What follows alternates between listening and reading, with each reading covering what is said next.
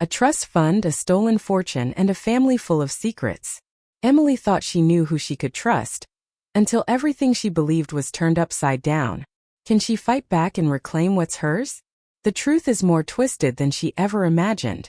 The chill of autumn crept in through the hotel window, the wind whispering softly against the glass. I glanced outside, only catching the faint glow of streetlights from the city of Minneapolis. Another long day had come to an end, and I was hoping to unwind before an important meeting the next morning. But tonight rest would be elusive. My phone buzzed, breaking the silence. At first, I didn't pay much attention, assuming it was just another telemarketer or someone bothering me at this hour. But then I saw the name flash across the screen: Karen, my stepmother. A knot tightened in my stomach. I answered the call. Emily. Karen's voice came through, cold and distant, without a trace of emotion. I've transferred all the money from your trust fund to Sophie. My breath caught. The trust fund. Everything my mother had left me, everything she had worked for, was gone. Not just a portion, but the entire thing. All of it. Why? I managed to ask, my voice steady, though I felt the fury boiling inside me. Karen continued, unwavering. Sophie needs it. She deserves it more.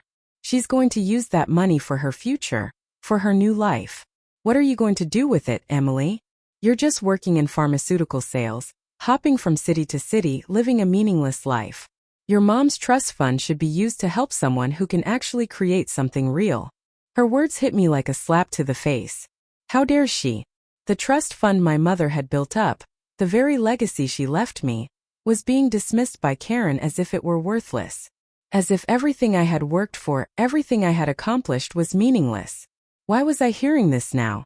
Why at this moment when I was fighting to build my life? But I didn't let my emotions show. I took a deep breath, letting the coldness spread through me, taking control. So you took it all. Is that it? I asked, my voice calm and deliberate, betraying no anger. I wasn't going to give her the satisfaction of seeing me break down. There was a pause on the other end, and for the first time Karen sounded a little thrown off. That's all you have to say? No accusations? No begging or crying? You're just going to sit there and accept it? I stayed quiet for a moment, the silence pressing down on me. My mind was racing, but I didn't want to give her the satisfaction of knowing how deeply this hurt me. You made your choice, Karen, I said finally, my words as cold as the night outside. Thanks for letting me know. And with that I hung up. The room felt suffocating after I ended the call. The weight of the conversation hung over me, and for a few moments I could barely breathe. Sophie, my stepsister, was now the recipient of everything my mother had left me. The trust fund, the very thing that had been set aside for me to follow my dreams, was now in the hands of someone who had no true connection to my mother. This was the woman who had married my father just 2 years after my mother died, bringing Sophie into our home. And this was the woman who had just taken what was mine without a second thought. But I didn't cry. I didn't scream. I just stared out the window, looking at the city lights twinkling below, wondering how this had all come to pass. I felt numb, but strangely I wasn't angry, at least not yet. I had learned something over the years. If I didn't stand up for myself, no one else would. I pulled myself together, mentally reviewing my options. This wasn't over. It couldn't be. There had to be a way to fix this. I'd always known that one day something like this might happen. It was a part of my life I could never fully escape. The manipulation, the control, the way my stepmother had wormed her way into our family and taken over. But what she didn't know was that I was prepared.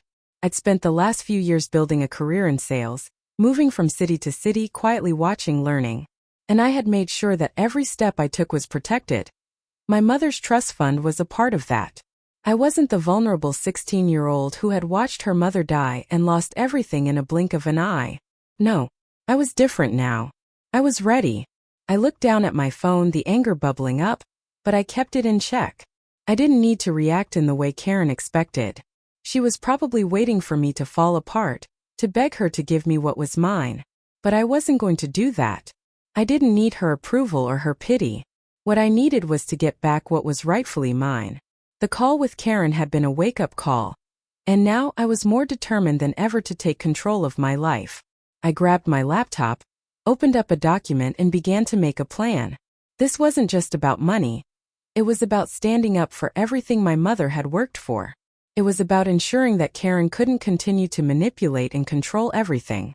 And most importantly, it was about proving to myself that I could handle anything that came my way. Tonight, I was going to take the first step in reclaiming my future. I sat there for a moment, staring at the city lights from my hotel window. The silence of the room felt suffocating, like it was pressing down on me from every direction. The call from Karen echoed in my mind. I had heard her words, but they hadn't fully hit me until now. I thought I was done with that life, that I had moved on from the toxic dynamics of my family. But this call, this sudden reminder of everything I had left behind, pulled me back into the very heart of it all. At 28, I had built a life for myself in pharmaceutical sales. I was constantly traveling, hopping from city to city, from meeting to meeting, always focused on work, always pushing forward. I thought I was free from the grip of my father's second marriage, from the suffocating hold Karen had on our family. But in that moment, as I stared out over the city, I realized something. No matter how far I ran, no matter how many miles I put between myself and that old life, it was always there, lurking in the shadows, waiting to pull me back. I couldn't just walk away from this. I couldn't ignore what had been done. The trust fund wasn't just money, it was my mother's legacy, a tangible symbol of everything she had worked for, everything she had sacrificed to give me a future. And now that future was slipping through my fingers, handed over to Sophie, someone who had no right to it, someone who had never worked a day for it. I pulled myself up from the desk and walked to the window, looking out at the distant skyline. It was a peaceful view, but it did nothing to calm the storm brewing inside me. I could almost hear my mother's voice, as clear as if she were standing right next to me, reminding me to always be prepared, to never let anyone take what was mine. I had to do something. This wasn't just about money, it was about proving to myself and to everyone else that I could protect what was rightfully mine. I closed my eyes, letting the memories of my mother flood my mind. Her face, her smile, the way she had always been so strong, so determined. I had watched her build everything she had from the ground up, turning a small consulting business into something that provided for both of us. My mother wasn't just a survivor, she was a fighter. And I had inherited that strength, even if it took me years to truly understand it. When she passed away, I was only 16. I thought the world had ended with her death. But my mother's last gift to me was the trust fund. Something that would give me the freedom to pursue my own path, to create my own future. It was her way of ensuring that I wouldn't be left to fend for myself, that I wouldn't fall into the trap of depending on anyone, especially not the very people who had never understood me. After my mother died, everything changed. My father remarried just 2 years later, and Karen and Sophie moved in. I can still remember the first time I met Sophie. She was only 13, but already so much more comfortable in this new family than I was. Karen, on the other hand, was nothing like my mother. She never understood the bond one had with my mom, never saw the sacrifices my mother had made. All she saw was a chance to secure her own position in our family, and the trust fund had always been her way of doing that. I did my best to stay out of the way, to avoid the tension that seemed to hang over every meal, every conversation. But it was impossible to ignore. Sophie quickly became the golden child in my father's eyes. Every little accomplishment of hers was celebrated, every small victory paraded. Meanwhile, my achievements, my scholarships, my acceptance into business school, my hard work to get into the field I was in were overlooked. I remember the day I graduated college. It was supposed to be one of the happiest days of my life, but instead, it was a day that confirmed everything I had suspected. My father didn't come. He couldn't, he said, because Sophie had a cold and needed him. That was the moment I knew things would never be the same. It wasn't just the loss of my mother that had hurt me. It was the fact that my father, the person I had looked to for guidance, was no longer the man I thought he was. From that day forward, I knew I had to stand on my own. I left that house as soon as I could, determined not to let the toxic environment destroy me any further. I built my career slowly but surely. The trust fund stayed untouched. Not because I didn't need it, but because accessing it meant dealing with Karen, and I refused to let her control that part of my life. But now, after everything I had worked for, after all the steps I had taken to protect myself, Karen had done it again. She had taken what was mine, not just with a simple swipe of money, but with her manipulation. She had played me for a fool for years. I turned away from the window and walked back to the desk. The weight of everything, my mother's death, my father's indifference, Karen's betrayal, seemed to collapse around me. But I wasn't the same person I had been years ago. I wasn't that scared, uncertain 16-year-old anymore. I had grown up. And now it was time to take control. I opened my laptop and began typing. I would fight for what was mine. I would make sure that Karen and Sophie couldn't take what my mother had left for me, no matter what it took. I had the knowledge, the resources, and the determination. This time I would be prepared. A few days had passed since the phone call with Karen, but the weight of it still hung heavily on me. I had spent hours drafting emails, gathering legal documents, and figuring out my next steps. But despite all the work I had been doing to reclaim what was mine, something inside me told me that there was more to the story. I couldn't shake the feeling that I was missing a piece of the puzzle. Something my mother had left behind that could help me understand the bigger picture. It was late one evening when I was sitting in the living room of my childhood home, sorting through old boxes of papers and books. I had decided to go through some things that had been tucked away in the back of the closet, things I hadn't had the courage to look at in years. The house felt empty without her, and as I sifted through the old documents, I could almost feel her presence, her strength, her wisdom. And then I found it. It was a small worn leather notebook, tucked beneath a pile of old journals. I instantly recognized it. It was my mother's. Her handwriting had always been so distinctive. I ran my fingers over the cover, hesitating for just a moment before I opened it. The pages inside were filled with neat, precise writing, lists, notes, and various entries that seemed to track the details of her life and work. But as I flipped through the pages, one section caught my eye. There, in the back of the notebook, was a long list of transactions, amounts of money, dates, and names I didn't recognize. At first glance, it seemed like a simple record of some business dealings, but as I read more closely, something felt off. Among the more familiar entries, I noticed several transfers to people I had never heard of. They were significant sums, too large to be ordinary gifts or business investments. One of the entries, however, stopped me cold. It was labeled Emergency Fund for Emily's Protection, followed by a substantial amount of money that I hadn't ever seen in my mother's accounts.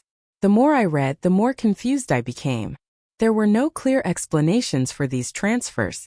There were no names attached to the entries, just cryptic notes like "for the future" and "protecting against outside threats."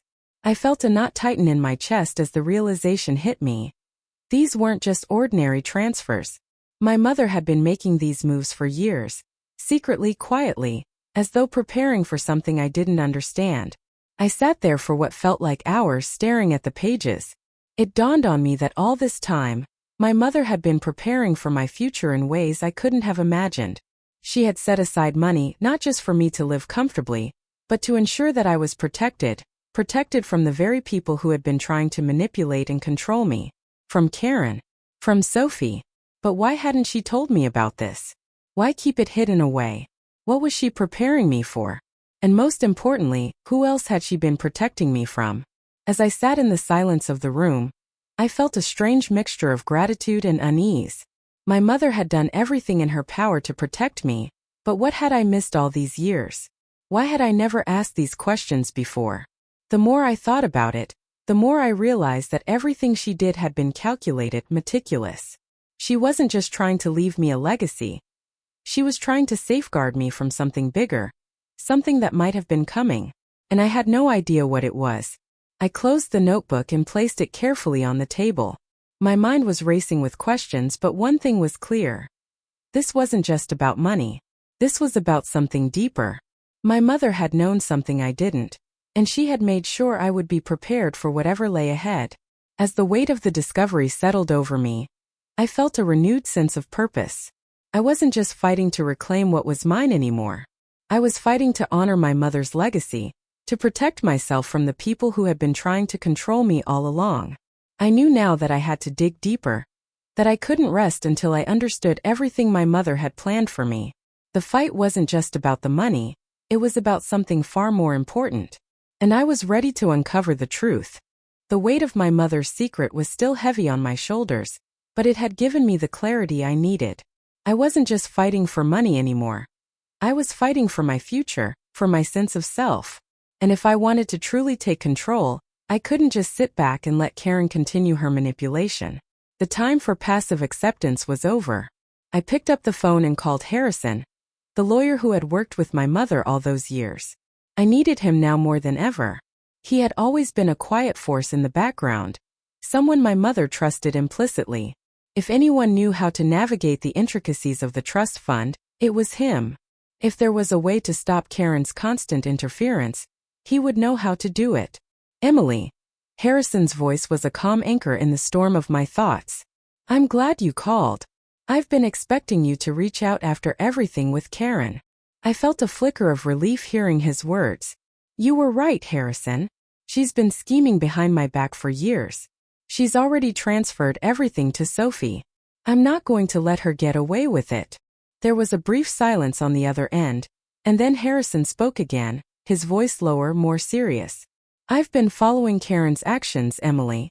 She's been making inquiries, trying to find ways to access the trust fund without your knowledge. But don't worry, I've already put some protections in place. Measures that will make it impossible for her to do anything unauthorized. The news brought a rush of relief mixed with suspicion. What kind of protections? A combination of legal safeguards and encryption on the trust account. Every attempt she makes to access it will be logged, documented, and flagged. I've also secured a backup trail of evidence should things escalate. I let out a breath I didn't realize I was holding. So you've already thought ahead. I appreciate that. You're not alone in this, Emily, Harrison reassured me. We've got her cornered. The next step is to ensure we've got everything in place to make sure she can't damage you any further. I felt a fire stir inside me as I hung up the phone. Harrison was right. The groundwork had been laid. Now it was time to act. I wasn't going to let Karen continue playing puppet master, pulling the strings of my life. The fight had just begun and I was ready for it. The following days were spent in a blur of meetings, phone calls, and quiet preparations. I began compiling all the evidence I had gathered over the years. The phone calls with Karen, the small manipulations she had made, the way she'd always put Sophie before me. I had to remain calm, focused. If I showed any sign of emotion, it would give Karen the upper hand. She thrived on conflict. She thrived on control. But this time she wasn't going to have it. It was a Friday evening when I saw her again. Karen had invited me over to the house, under the pretense of talking things through. She knew that I had been distant for weeks, ever since the trust fund incident. She probably thought I was going to come crawling back, apologizing, begging her to reconsider. But I wasn't that Emily anymore. I entered the house, my eyes scanning for any sign of Sophie or my father. The place felt different, colder somehow, as if it no longer held the warmth of my childhood. I didn't care. I had a mission now. Karen was sitting in the living room, her posture as stiff and controlled as ever. The faint scent of perfume lingered in the air as she greeted me with a fake smile. I'm glad you could finally make it, Emily, she said, her voice dripping with sweetness, but I could see the slight twitch in her eyes. She was nervous. I knew it. I'm not here to argue, I said flatly, walking to the chair across from her. I wanted to keep the upper hand, to control the narrative. I'm here to discuss the trust fund. You've already made your move, but I'm not going to let you keep it. Karen's smile faltered just for a second. Then she leaned forward, her voice lowering. You think you can take it back from Sophie? She needs it, Emily. You don't. You have everything you need in your life. No, I said, my voice firm. I'm not going to let you manipulate me anymore, Karen. You don't get to decide what I need. You've already taken enough from me. The tension in the room thickened. Karen's hands clenched around the armrest of the chair, and I could see the anger building in her eyes. But she didn't lash out. She couldn't. Not now. I have everything I need to make sure the trust fund stays with me, I added, leaning forward slightly, watching her closely. Every move you've made has been documented, and I'm prepared to take legal action if necessary. Her face went pale, and for the first time in years I saw her flinch. You're threatening me, she said, her voice rising, but she quickly steadied herself. You're just going to let all this go to waste? I held my ground, staring directly into her eyes. This isn't about wasting anything. This is about protecting what's mine. And this time I'm ready. I left that evening with a feeling of quiet triumph. The battle had begun, And I had taken the first step. I knew Karen wouldn't give up easily. She would fight tooth and nail to keep control of everything. But I wasn't afraid anymore. I wasn't the girl who used to cower in the shadows, afraid to speak up. I had my mother's legacy behind me. And now I had my own fight to win. The days following my confrontation with Karen were filled with a mixture of quiet determination and careful observation. The more I thought about my mother's secret journal, the more I realized that I hadn't fully uncovered everything. There was a deeper layer to all of this, one that I hadn't even begun to understand. But I couldn't focus on that for too long. Karen was just one piece of the puzzle, the other was Sophie. I had always seen Sophie as the innocent one. She was the girl who had been thrust into this complicated family dynamic just like I had. And I assumed naively that she was just as much a victim of Karen's manipulations as I was. But after the trust fund incident, something started to nag at me. Could it be that Sophie wasn't as innocent as I had believed? Could she have been playing a role in Karen's schemes from the very beginning? It wasn't until one evening while I was home for a brief visit that I discovered the truth, or at least part of it. Sophie had been unusually quiet in the days following my confrontation with Karen. She'd hardly spoken to me, avoiding eye contact whenever I tried to engage in conversation. It was unlike her. She had always been the kind of person to speak her mind, but now she seemed off. I decided to confront her. Not about the trust fund directly, but about her silence, about the distance that had grown between us. I knocked on her bedroom door and stepped inside, finding her sitting on the edge of her bed, staring down at her phone. "Hey, Sophie," I said, trying to keep my tone casual. "Can we talk for a minute?" She looked up, startled, then quickly stuffed her phone into the drawer of her nightstand. "Oh, sure," she stammered. "What's up?" "I don't know," I said, taking a deep breath. "You've been acting weird lately. I just wanted to know if everything was okay." Sophie hesitated, her gaze flickering to the nightstand where her phone was now hidden. "Yeah, everything's fine. I'm just dealing with some stuff," she replied, forcing a smile that didn't quite reach her eyes. Something about her reaction didn't sit right with me. I could feel the unease creeping in, the suspicion starting to take root.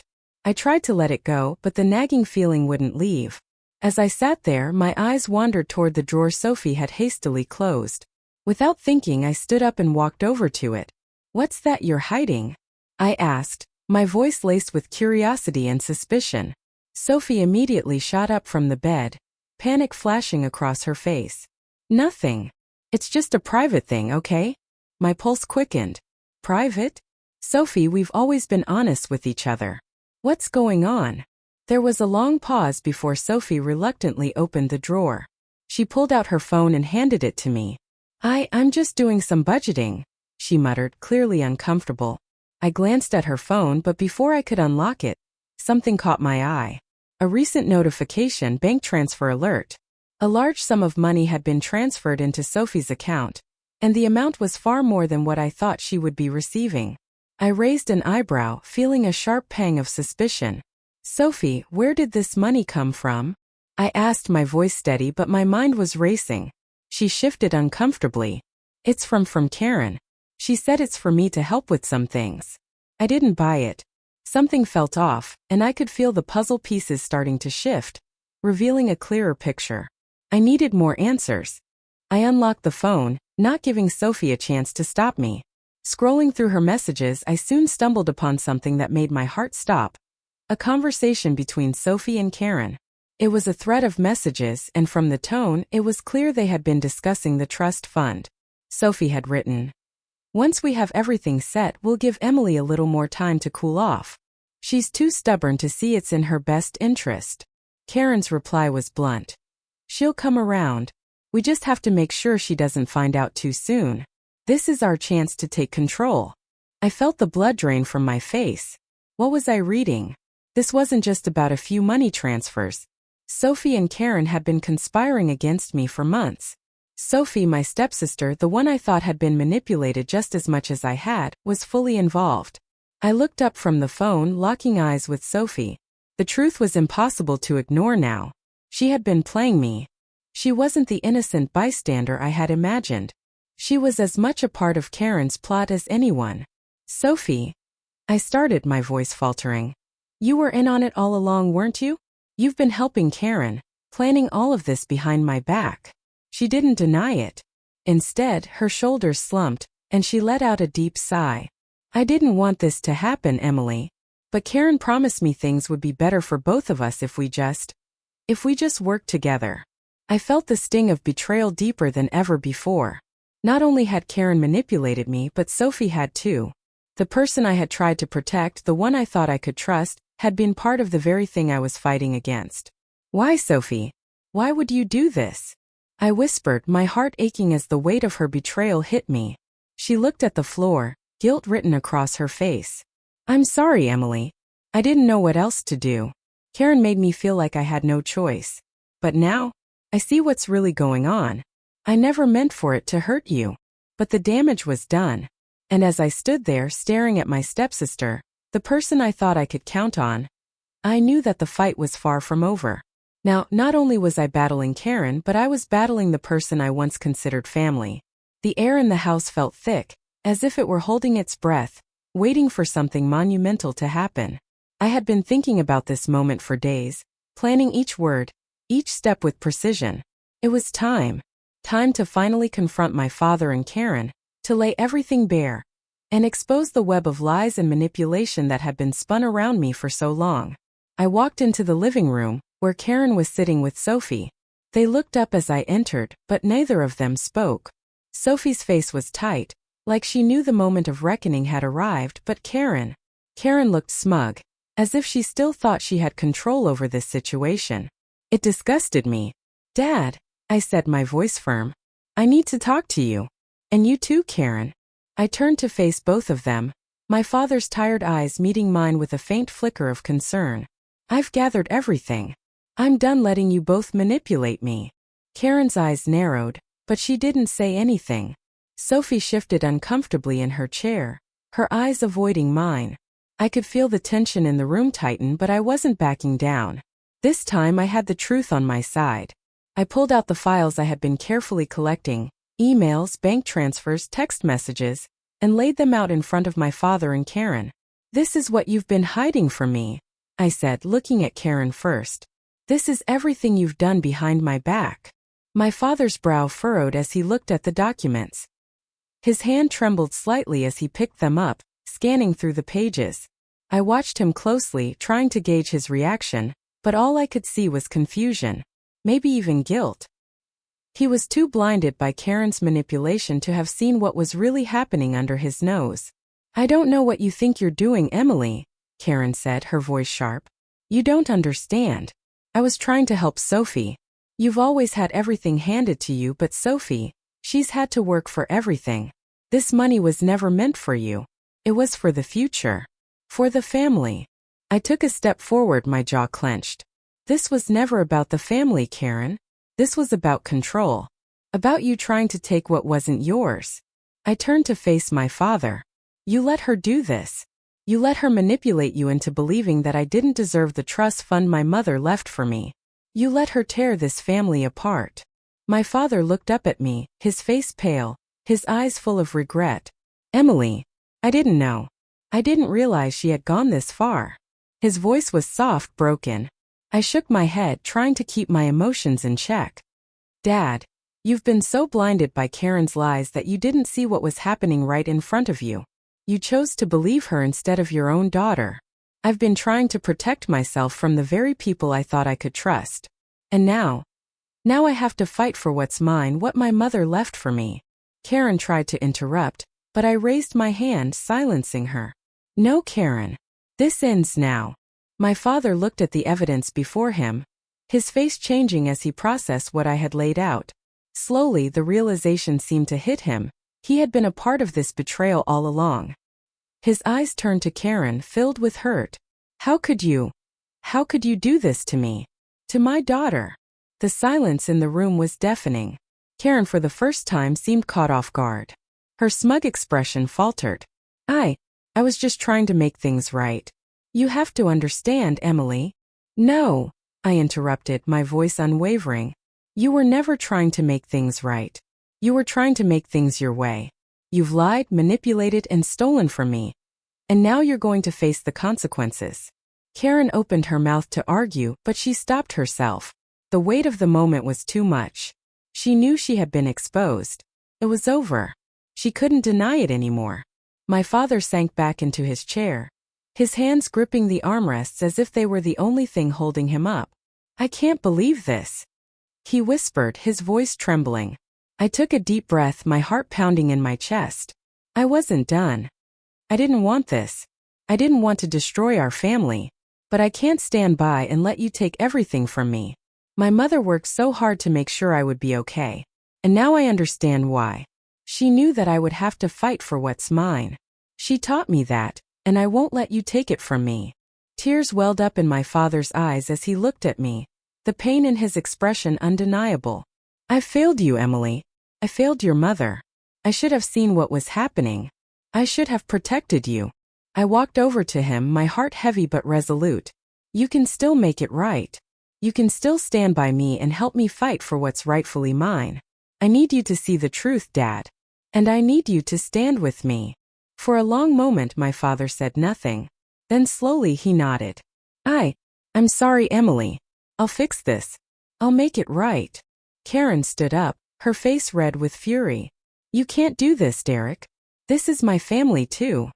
I looked at her, my voice cold. Not anymore. You've shown who you really are. And I won't let you hurt us any longer. The tension in the room was unbearable, but I could feel something shifting. Something had changed. My father had finally seen the truth, and it was the beginning of the end for Karen's control over our family. The fight wasn't over, but it was a fight I was now ready to win. I wasn't alone anymore. The days following my confrontation with Karen were a blur of emotions. The fight wasn't over yet, but at least the truth had come to light. My father was finally seeing things for what they were. He had promised me that he would stand by me and help fix the damage Karen had caused, but there was still a piece of this puzzle that didn't sit right with me. I couldn't shake the feeling that something was still missing. Even though my father had agreed to take action, I needed to know the full extent of his involvement in all of this. I had lived so many years thinking he was the victim too, lost and broken after my mother's death, just like me. But now, as the dust settled, I couldn't help but wonder, how much had he really known? It was a Sunday afternoon when I finally found the courage to sit down with him. He had called me earlier asking if we could talk. I had agreed, but the anxiety gnawing at me hadn't gone away. I wasn't sure if I was ready for the truth, or if I could handle what I might hear. I arrived at the house, the place that had once felt like home but now felt distant and cold. My father was sitting at the kitchen table, a cup of coffee in front of him. His expression was somber, his face tired, more tired than I'd ever seen it before. For the first time in years, I noticed the weight of age on him. He had been through so much, and yet I hadn't truly seen it until now. The guilt, the regrets, the weight of choices made and not made. Emily, he said softly, his voice low as he gestured for me to sit across from him. Thank you for coming. I sat down, my heart racing. There was so much I wanted to say, but I didn't know where to start. So I let him speak first. I've been thinking a lot about everything, about the trust fund, about Karen, about everything you've had to go through. I've failed you in ways I can't even begin to explain. His voice cracked slightly, and I could see the guilt in his eyes. I should have protected you. I should have seen what was happening. I wanted to believe him. I did. But there was a nagging voice inside my head that wouldn't let me forget everything I had uncovered. Dad, I know you're trying to make it right, but there's something I need to ask you. Something I need to know.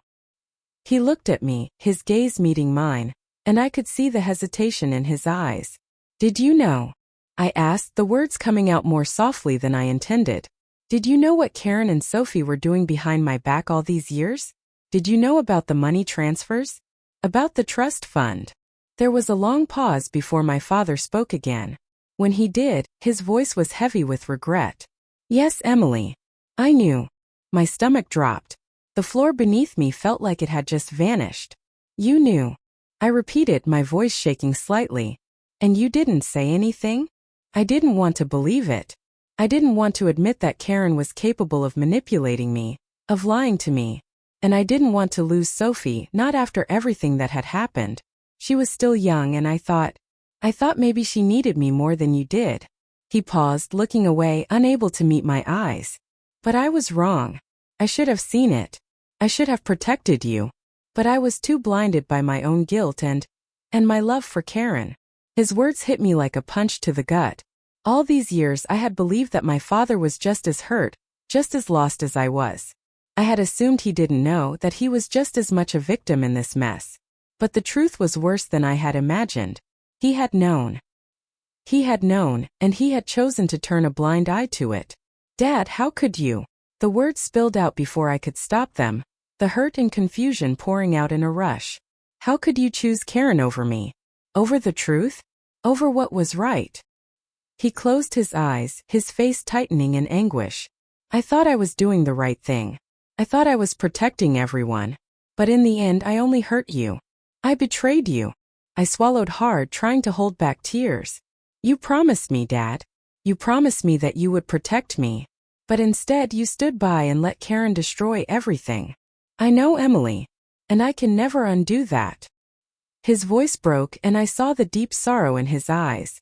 I failed you, and for that I will spend the rest of my life trying to make it right. I looked at him, my heart torn in two.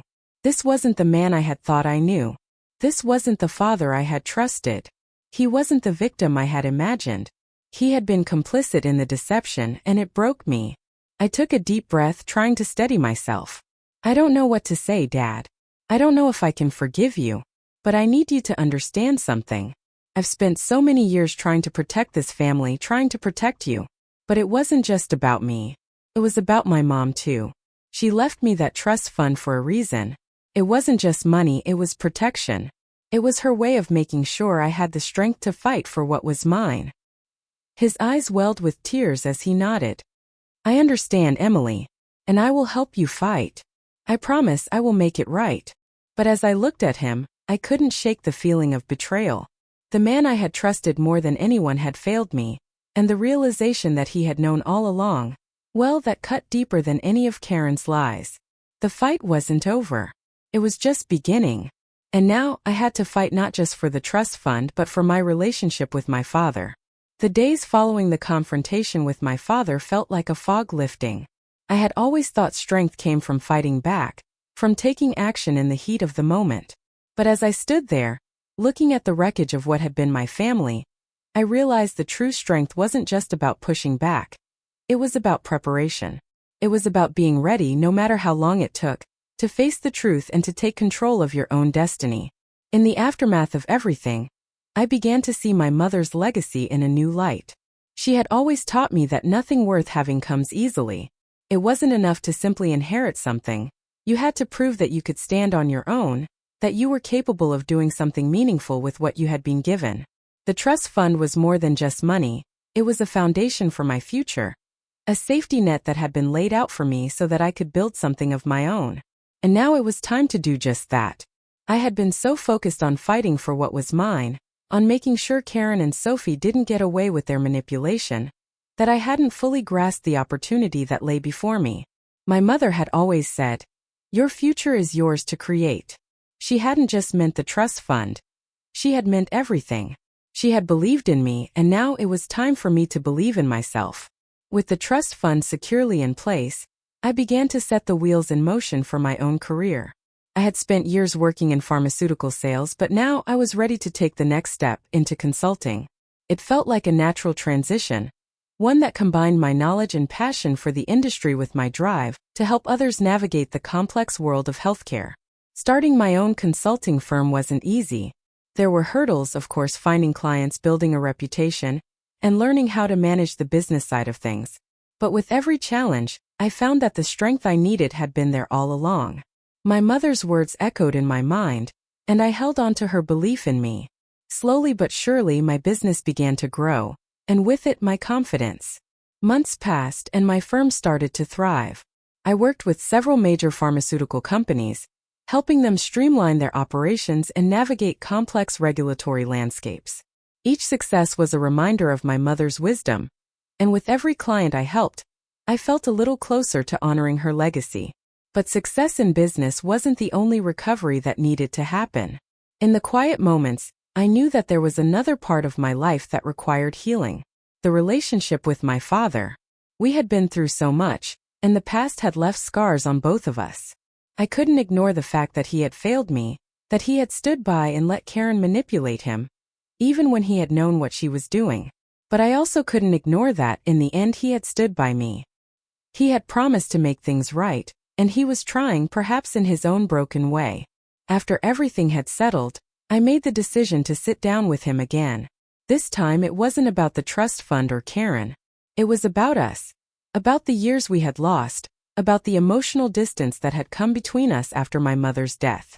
I couldn't change what had happened, but I could try to rebuild. We met at the same kitchen table where we had shared so many meals in the past. This time it felt different, less tense, more open. My father was no longer the distant, broken man I had once known. He had been through his own journey of self-realization, and I could see the effort he was putting into making amends. "I know I failed you, Emily," he said, his voice raw with emotion. "I failed your mother and I failed you. I can't change the past, but I want to make it right. I want us to rebuild together." I looked at him, really looked at him, and for the first time in a long while I saw my father, not the man who had been blinded by guilt, but the man who was trying to be a better version of himself. It wasn't perfect. It wasn't easy. But it was real. "We've both made mistakes," I replied softly. "But we can start again. We can start with honesty, Dad. And we can move forward from here." We talked for hours that evening, unpacking years of hurt, regret, and misunderstanding. It wasn't a perfect conversation, and there were still many things left unsaid, but it was a start. And sometimes that's all you need, a start. Chance to try again. As the days turned into weeks, my father and I began to rebuild our relationship. It wasn't overnight, and it wasn't without its challenges, but it was real. We began to spend time together, talking about everything from old memories to future plans. Slowly, the walls that had once stood between us started to crumble, and for the first time in years, I felt like I had my dad back. Not the man who had made mistakes, but the man who was now trying to make them right. In the end, I had fought for more than just money or control. I had fought for the life I wanted, the life my mother had envisioned for me. And through it all, I had found strength in places I hadn't known existed. My mother's legacy, my father's redemption, and my own growth had all come together to create a future that was mine to shape. The road hadn't been easy, but the recovery of my career, my family, and myself was worth every step. And as I looked ahead, I knew that whatever came next, I was ready.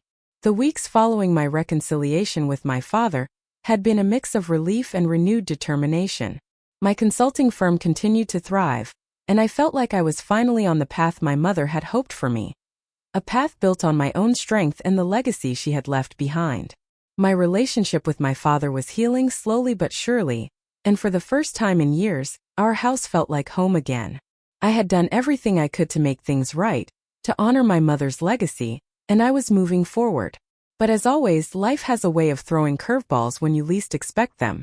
It was a late afternoon when I got the call from Harrison, my mother's lawyer.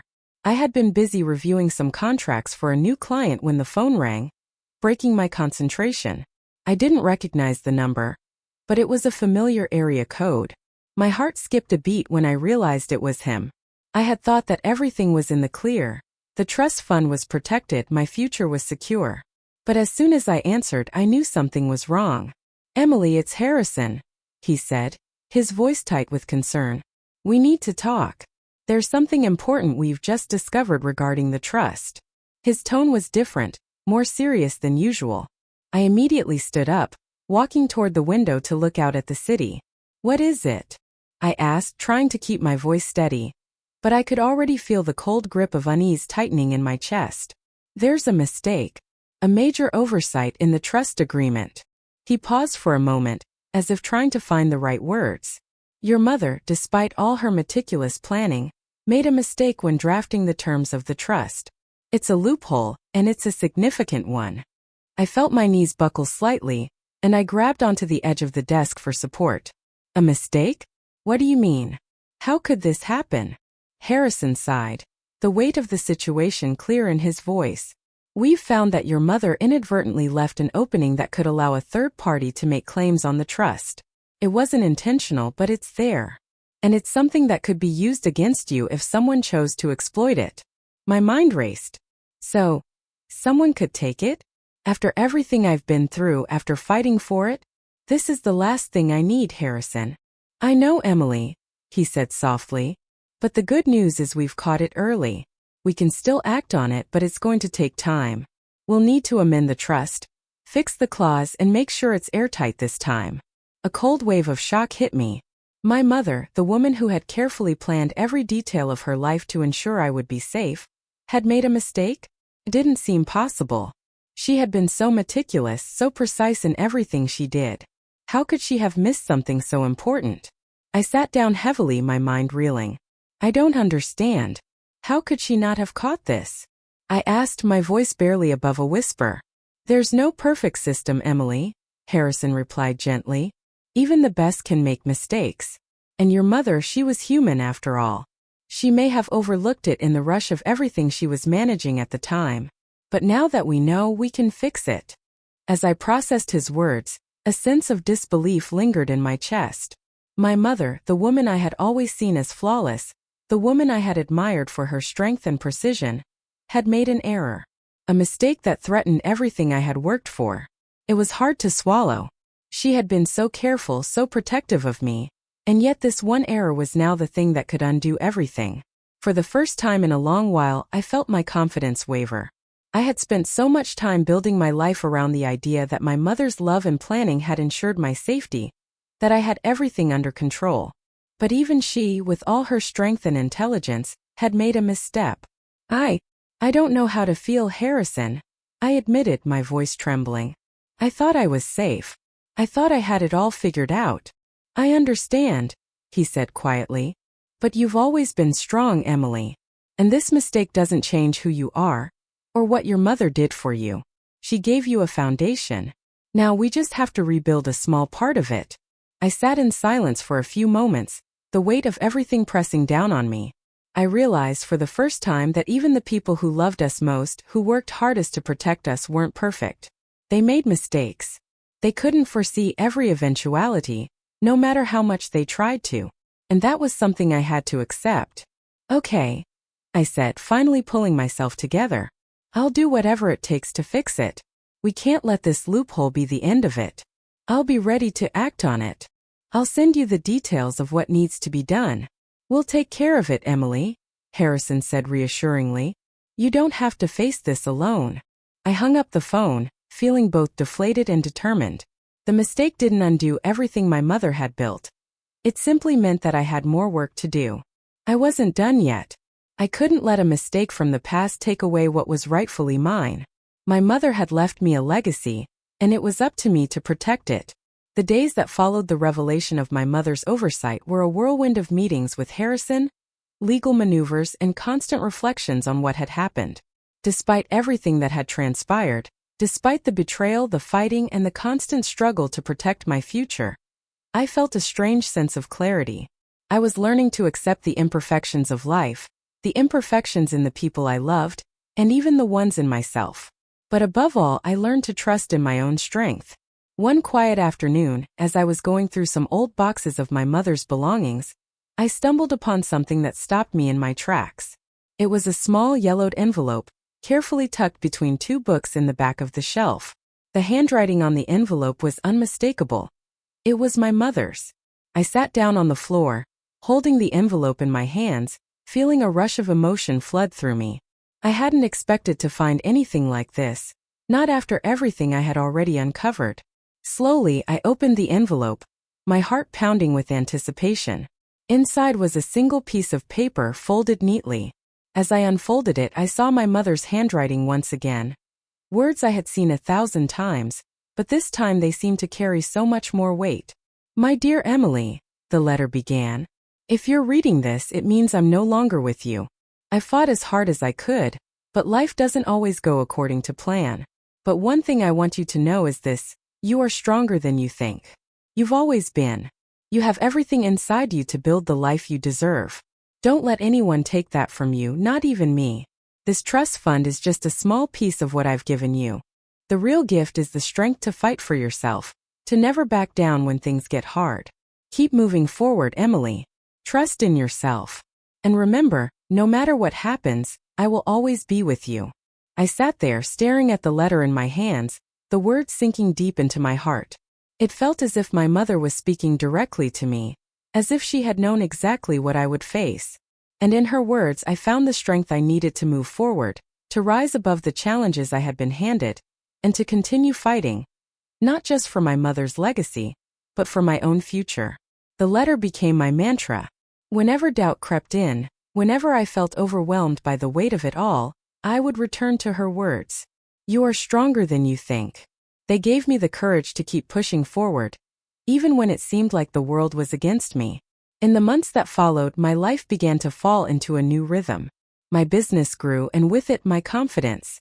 The trust fund, once a source of turmoil and tension, was now fully secured. I was finally in control of my future. But despite the success, there was still something missing. A connection to my past. A way to honor my mother and all she had done for me.